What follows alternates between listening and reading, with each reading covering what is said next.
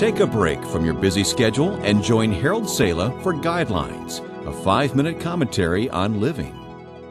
I acknowledge my responsibility and accept the full blame for what happened. You don't hear those words very often.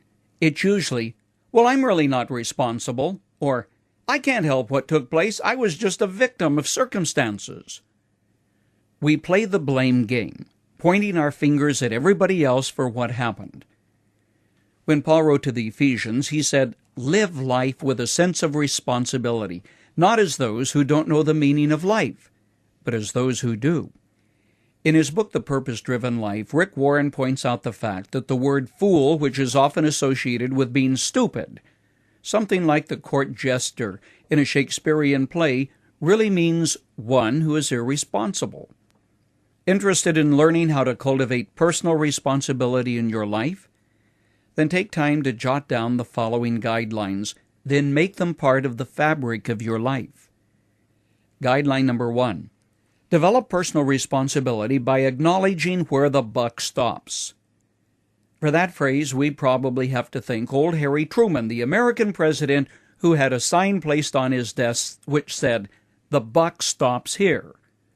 Okay, you can't control the weather or the political situation, perhaps not even some of the things which affect you at work, since others make decisions.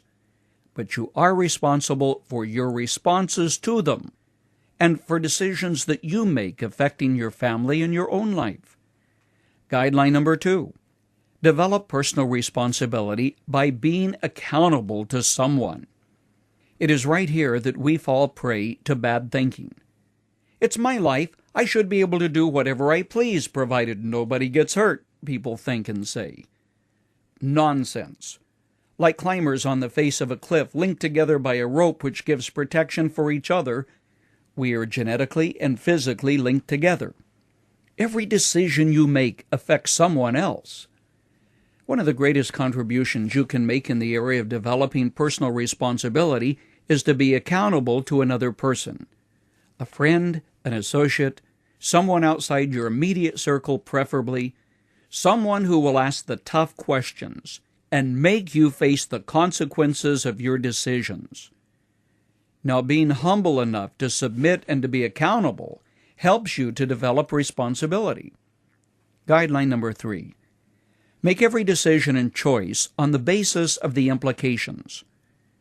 Of course, everybody's entitled to be a little bit irresponsible occasionally, like taking a second piece of chocolate cake or thinking that if you stand up eating, the calories won't count, or splurging to buy something a bit beyond your budget, or sleeping in on the weekend when you could be out weeding the garden.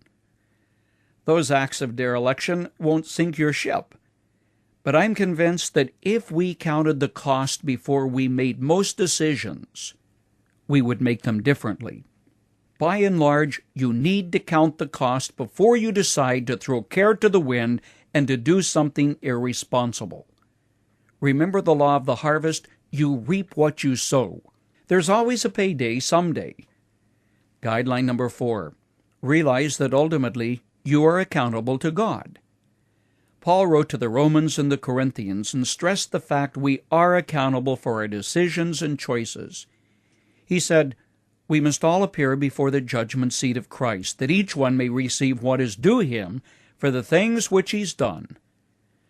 Well, this is not all bad for a minute, because it means your responsible choices and decisions will be acknowledged and rewarded. Think about it.